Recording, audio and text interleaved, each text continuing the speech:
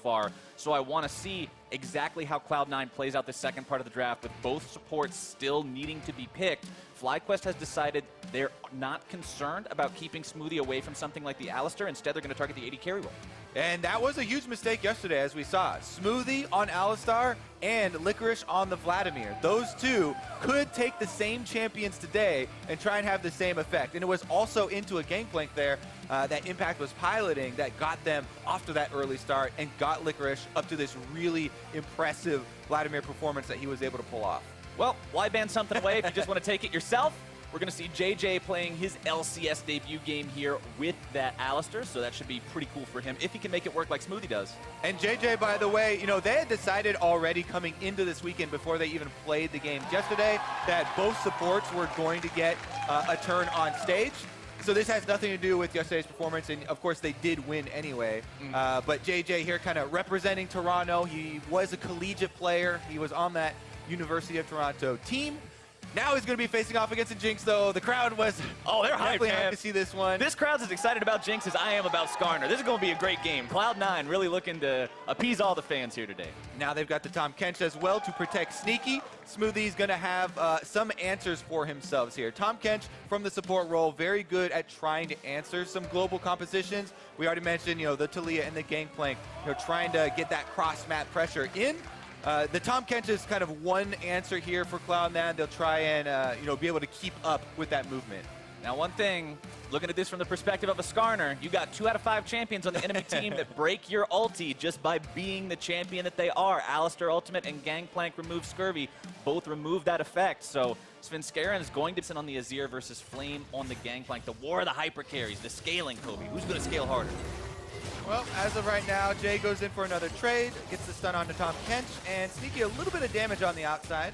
Sneaky getting himself back in time. True Shot Barrage fired off, but it goes right between the goalposts. Turtle going to continue pressuring up now, firing off those Mystic shots, and we'll go over the wall with that Blast Cone, seeing maybe if they can set something up here. Weaver's Wall going to be coming in, will not block off the escape, but still 4 versus 2, first blood.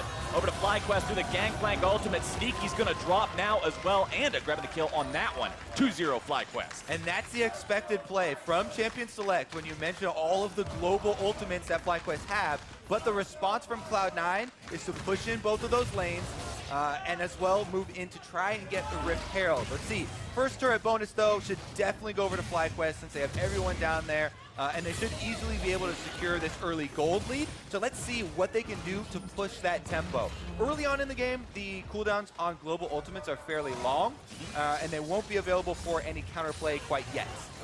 Ooh, speaking of counterplay, there's no QSS bot for Fly yet. Svenskeren, if he can land himself something here, is able to find the flash into the ulti. There comes the Shurima Shuffle, but the Shuffle's not going to find the mark just yet. The stun is down. There's that buff CC duration we're talking about, baby. Cloud9 get themselves on the board. As you see that chase developing, I'm kind of wondering, will Fly respect the Flash Skarner ultimate and flash early? But he never decides to flash over the wall. He waits till after Svenskeren flashes in and gets the ultimate off. And that ends up costing him his death because the counterplay of the Tahm Kench ultimate we also talked about allows Smoothie and them to join, and they do get 1 kill back for themselves, but still, FlyQuest, because of their aggressive move, are able to retain that gold lead. Has gone down bottom, and Gangplank's pretty good at clearing off minions. I think they're going to get it anyways, and they might actually fight over the top one. Licorice and Svenskeren trying to stop this. It's going to be 2 versus 3. Can they do it? Svenskeren and Licorice are going to have their work cut out for them. Sanguine Pool going to be used. Onto backing himself away. Licorice still going to be staying alive. Nice CC coming out from Svenskeren here. Weaver's Wall comes through. Not going to find the cutoff immediately. Jensen's able to stop him. But Turtle still grabbing the kill onto Svenskeren. Licorice now looking to make his escape. Fly has got to be careful here. Doesn't want to walk into too many soldiers. Popping the heel, trying to catch up. Threaded volley. Can't quite hit the mark. Jensen and Licorice both get away, but Svenskeren can't say the same. Yeah, Cloud9 really wanted to defend that. For the Ezreal, Hextech GLP for Taliyah, Nashor's Tooth for Azir, Cinderhulk on both junglers, as now in the bottom lane, it's Licorice under pressure, looking to maybe make an outplay here, but it's going to be very difficult. The rotation from Fly is enough to make sure they've got the kill, as Flame will make his way out. Again, if you're looking at the proactive plays, it's in the hands of FlyQuest, and they're able to pull the trigger here. Fly on the Taliyah, one of his main champions, able to get off the pincer movement here onto Licorice. They pick off one of the split pushers. It's only a kill, though. They aren't able to get objectives after it. Here's a replay, and a lot of this game is going to depend on how this 1v1 does turn. Licorice, this time around, is going to have to fight a 2v1, and that's not even going to be close. Nope, not today. Speaking of split, Global attempt to pick them and push them off. All right, Sneaky Force back for now. Mentioned the Infinity Edge being completed on the Jinx, working on that seal item, but Licorice again finding himself in an unfavorable 1 versus 1. Flame trying to finish him off, goes forward with the flash away from Licorice as well. Flame still looking to chase this one down. Empowered Transfusion going to be coming up in just a moment here. Flame going to be stopped by the watch. Can't quite find the damage just yet, but he will cut him down underneath the turret. And meanwhile, topside! Topside, it's going to be a big old brawl as Jensen is immediately killed. Svenskeren likely going to be taken down next, but the gobble up from the Kench to get him away to safety, flashing over the wall so he can keep his ally alive as well. FlyQuest find themselves 2 across the map and immediately turn attention to Baron. Sneaky's Jinx is alive. Svenskeren still alive as well. Doesn't have a smite available. JJ looking to go in. Smoothie again going to be saving that jungler. Sneaky trying to run as much interference as he can. Flame still looking to go in further though. Can they find the kill?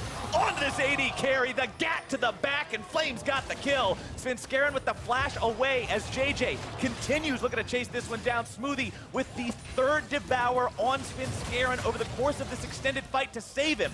The flank from Fly still trying to make this happen. FlyQuest will not find the Baron, but the victory in this fight and the tempo in this game is theirs. Flame is making his mark on this game in the same matchup that we saw yesterday. Barrel to be a big barrel. Fly in some trouble, having a flash away, but Sven goes after him. He's got the pull. There's no QSS, and that's exactly what Cloud9 needed. Tom Kent's there. Smoothie able to be the point man once again for Cloud9. They find the pick on the mobile mid laner of Fly, and they're going to run straight up that mid lane now. FlyQuest struggling to respond to this in time, it seems. The Gangplank ultimate going to be used to deter the Cloud9 push, but now with that global ulti down, Cloud9 will summon themselves an Azir turret on the tier 2 mid and move towards Baron. That could buy some more screen time here for the Baron bait. They're going to be able to take the Spire and push it down. Shield goes up. Gangplank teleport coming in. Fly wants to fight it. Who needs a bait when you can go for the real thing? Baron already down to 1/3 HP. Cloud9 are burning this, but FlyQuest will not take that lying down. Turtle going to be found there in the back line. Licorice looking to finish him off. JJ with the stopwatch, keeping himself alive, distracting the rest of C9, but he's already fallen. Turtle is too low to do much more in the fight. The flash away from the Super Mega Death Rocket as FlyQuest now has to somehow find track of that cooldown. Right now, though, FlyQuest taking the opportunity to jump back onto that objective, and they're burning it down. Oh, here we go again, Kobe. Down to half HP. Baron going to be taken lower and lower. JJ denying Svenskeren the entrance, and FlyQuest will find Baron. But where does the fight go from here? Flame going to have that Maw proc, trying to get himself away. The Zap finds its way onto JJ, who's going to use the Alistar ultimate to buy time. The sacrificial lamb has been chosen. FlyQuest will lose their support, but nobody else in exchange for grabbing that Baron. Touch and go here. Good move by FlyQuest, making that very quick call. No hesitation to slip back into the Baron pit and burn it down. 1 kill there for the objective. Definitely worth it for them. Let's use the Talia wall to push them off the turret, try and get some damage down. All right, let's see if they can actually translate this into the turret take, though. They still got a little bit more damage to go. Flame with some extra deeps from that arrow, but Licorice with the flank. This could be what Cloud9's looking for. Popping the Hemo Plague onto Turtle. Now the counter engage from FlyQuest. Onto jumping in, the counter-strike going to be used, but the suppression is down, and Jensen goes on a killing spree. FlyQuest's efforts are in vain. JJ's going to be kept alive by the heal from Wild Turtle, but Cloud9 win the fight. We have to be so careful, again, when they are collapsing like this. What a good call from Cloud9. They know that they want to force this 5-on-5 hard so they can actually try and make use of the extra damage. Licorice with the good flank does get enough threat onto the back line, while actually not overcommitting. He backs out during the second half of his Sanguine Pool, and they're able to retreat to the Azir turret, utilizing Skarner ultimate to ensure they get 1 kill and defend the Baron. There it is, Licorice. He goes straight for the back line, gets his Hemo Plague. #1 target was Wild Turtle, forces him back there. Meanwhile, Svenskeren just ults the front line. That's what you want to do. Grab 1 secure kill for yourself, because Jensen was already able to raise his Azir turrets and get them some defense to work around. It was Farah and Cloud9 starting it up. Yeah, they're trying to get a little vision there now. Flame is going to have to be the hero here for FlyQuest. Big AoE comes down. That Baron is already gone. Svenskeren with the smite secure. FlyQuest trying to find something here. Svenskeren going to be taken low. JJ in the middle of the fight trying to keep himself alive. Licorice, again, no chemo plague. Trying to stay safe in the back part of the pit, but he will get himself over the wall with the flash.